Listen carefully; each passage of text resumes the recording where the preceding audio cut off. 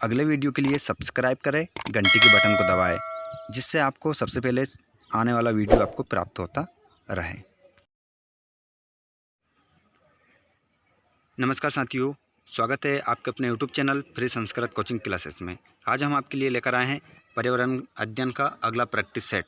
इसमें हम चर्चा करेंगे 20 प्रश्नों के बारे में, जो बहुत ही महत्वपूर्ण है। विगत परीक्षाओं में ये प्रश्न पूछे गए हैं, तो वीडियो को आप अंत तक देखें। वीडियो बहुत ही महत्वपूर्ण है, क्योंकि ये प्रश्न ऐसे प्रश्न है जो UP TET, C TET, R TET, MP TET आदि परीक्षाओं में ये पूछे गए हैं। देखिए पहला प्रश्न, भारत के किस क्षेत्र में अधिकतम भूस्खलन की घटनाएं होती है? भारत के किस क्षेत्र में अधिकतम भूस्खलन की घटनाएं होती है? तो कौन से क्षेत्र में होती है ये बताना है आपको। उत्तर पूर्वी पहाड़, हिमालय, पश्चिमी घाट व नीलगिरी, उत्तरी घाट। 4 ऑप्शन आपके सामने हैं, तो जल्दी से कमेंट करें इसका आंसर क्या होगा। जितने भी दोस्त हमारे लाइव देख रहे हैं, इसका सही आंसर बताएं, इसका सही आंसर क्या होगा। तो इसका जो सही आंसर होगा, भारत के किस क्षेत्र में अधिकतम भूस्खलन की घटनाएं होती है, तो वो होती है हिमालय। आपका आंसर हो जाएगा हिमालय। ठीक है, चलिए अगला प्रश्न देखते हैं। हिमालय पर्वत किस प्रकार के पर्वत का उदाहरण है? जो हिमालय पर्वत है वो किस प्रकार के पर्वत का उदाहरण है, ये आपको बताना है। परतदार पर्वत, ब्लॉक पर्वत, प्राचीन पर्वत, अपशिष्ट पदार्थ। तो हिमालय पर्वत जो है वो है परतदार पर्वत। किसका उदाहरण है? हिमालय पर्वत परतदार पर्वत का उदाहरण है। अगला प्रश्न हम देखते हैं। अगला प्रश्न है, माउंट आबू जो एक पर्वतीय स्थल है, कौन सी पर्वतीय श्रृंखला पर स्थित है? माउंट आबू जो एक पर्वतीय स्थल है, कौन सी पर्वतीय श्रृंखला पर स्थित है? विंध्याचल, सतपुड़ा, अरावली, सह्याद्री। तो इसमें आपका जो सही आंसर होगा वो होगा माउंट आबू एक पर्वतीय स्थल है जो अरावली श्रृंखला पर स्थित है। ठीक है, अगला प्रश्न देखते हैं।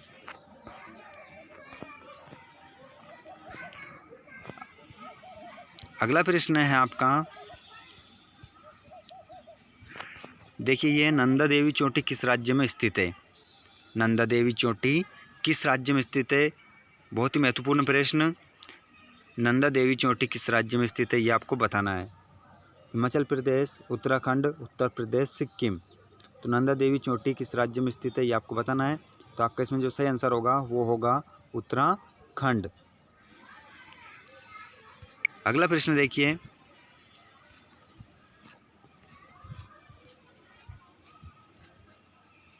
नीचे ही मिलेगा हमारा अगला प्रश्न।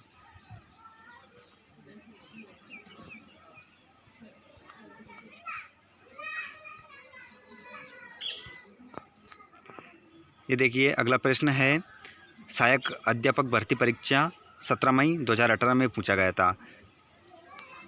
ड्रैकेंसबर्ग पर्वत किस देश में स्थित है?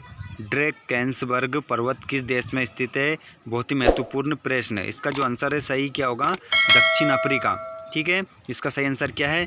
दक्षिण अफ्रीका आपका इसमें सही आंसर होगा। जो ड्रैकेंसबर्ग पर्वत है वो दक्षिण अफ्रीका में स्थित है।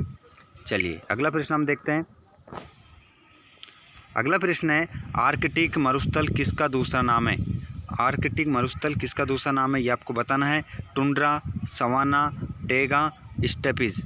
जो आर्कटिक मरुस्थल है किसका दूसरा नाम है? टुंड्रा का, सवाना का, टेगा का, स्टेपिज का। तो आर्कटिक मरुस्थल, टुंड्रा का मरुस्थल इसका दूसरा नाम है। ठीक है, अगला प्रश्न देखिए। अगला प्रश्न है, पृथ्वी पर सबसे शुष्क स्थान कौन से देश में है? पृथ्वी पर सबसे शुष्क स्थान कौन से देश में है? Kenya, Chile, Congo, Libya. तो इसमें आपका जो सही आंसर होगा वो होगा चिली। चिली आंसर आपका सही है। पृथ्वी पर जो सबसे शुष्क स्थान है वो है चिली। अगला प्रश्न देखिए।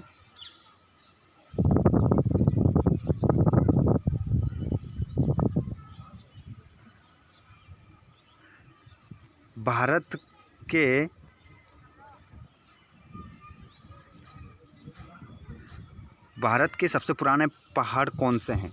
भारत के सबसे पुराने पहाड़ कौन से, ये आपको बताना है। पश्चिमी घाट, सतपुड़ा की पहाड़ियाँ, अरावली, पूर्वी घाट। तो भारत के सबसे पुराने पहाड़ कौन से हैं? आपका इसमें जो सही आंसर होगा वो होगा अरावली। अरावली जो पर्वत है वो भारत के सबसे पुराने पहाड़ हैं। अगला प्रश्न हम देखते हैं, नाथुला दर्रा स्थित है।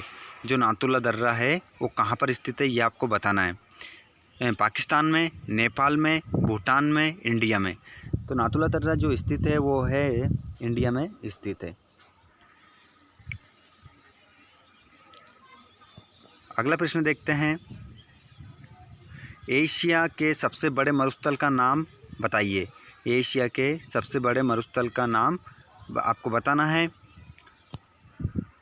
तो धार, गोबी, टकला, मकान, काराकोरम।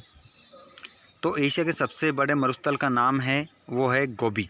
ये एशिया का सबसे बड़ा मरुस्थल है जिसका नाम है क्या, गोबी। चलिए अगला प्रश्न हम देखते हैं, गोबी मरुस्थल विश्व का सबसे बड़ा मरुस्थल है। इसका एक भाग निम्नलिखित में से किस देश में आता है।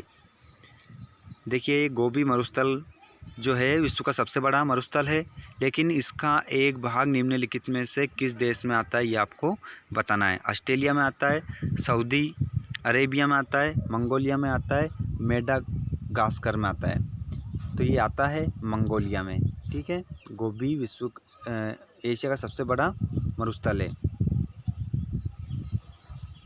एक बड़ा भाग कहाँ पर आता है, मंगोलिया में आता है। अगला प्रश्न देखते हैं, हमारा ये 48 था, ये 49।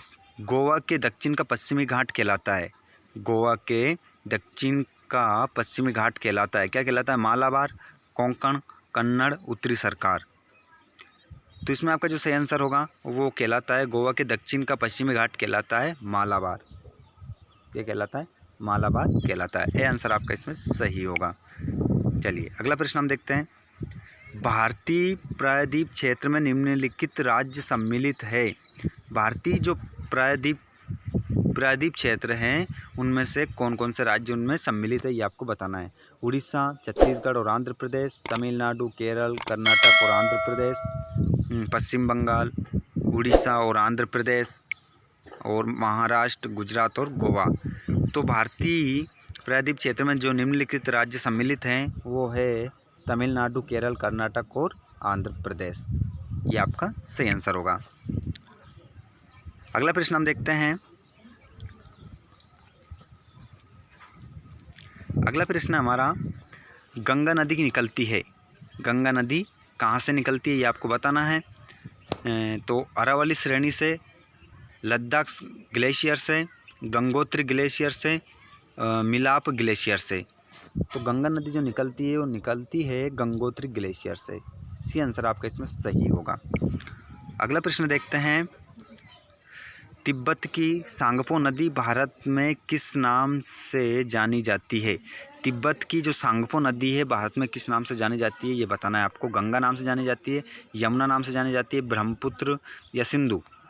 तो तिब्बत की जो सांगपो नदी है वो भारत में जो जानी जाती है ब्रह्मपुत्र नदी के नाम से जानी जाती है। सी आंसर आपका इसमें सही होगा।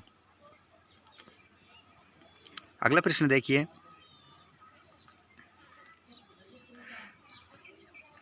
निम्न नदियों में से कौन सी नदी बंगाल की खाड़ी में गिरती है। नीचे जो नदियां दी गई है इनमें से आपको ये बताना है कि कौन सी नदी बंगाल की खाड़ी में गिरती है। ताप्ती गिरती है, स्वर्णरेखा, नर्मदा, सिंधु।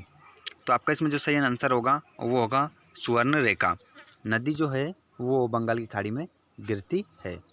बी आंसर आपका इसमें सही होगा।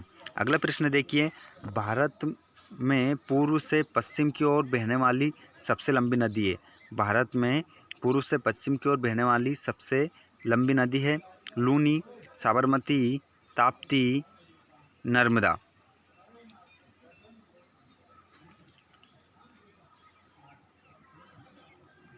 ये चार ऑप्शन आपके सामने हैं, तो जल्दी से जितने भी दोस्त हमारे देख रहे हैं इसका सही आंसर बताएं क्या होगा। भारत में पूर्व से पश्चिम की ओर बहने वाली नदी का नाम आपको बताना है।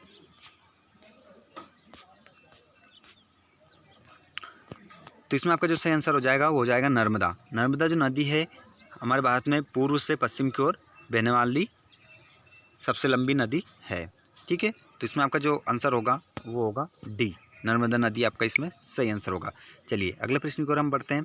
अगला प्रश्न हमारा भागीरथी नदी का उद्गम स्थल है। भागीरथी नदी का उद्गम स्थल है कौन सा है?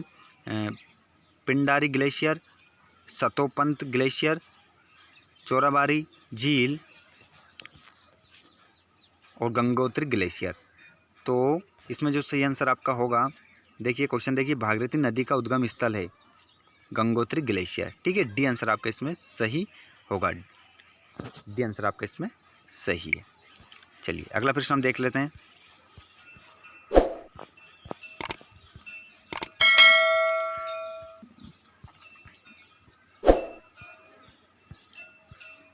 अगला प्रश्न हमारा, जितने भी दोस्त हमारे देख रहे हैं, यदि वीडियो आपको अच्छा लग रहा है तो वीडियो को लाइक करें और हमारे चैनल पर आप नए हैं तो चैनल को सब्सक्राइब कर लें, जिससे आपको आने वाली सभी अपडेट्स मिलती रहेगी। कहाँ पर भागीरथी और अलकनंदा नदी के मिलने से गंगा बनती है? तो यहाँ पर आपको ये बताना है, तो साथियों यहाँ पर आपको ये बताना है कहाँ पर भागीरथी और अलकनंदा नदी के मिलने से गंगा बनती है। कहाँ पर?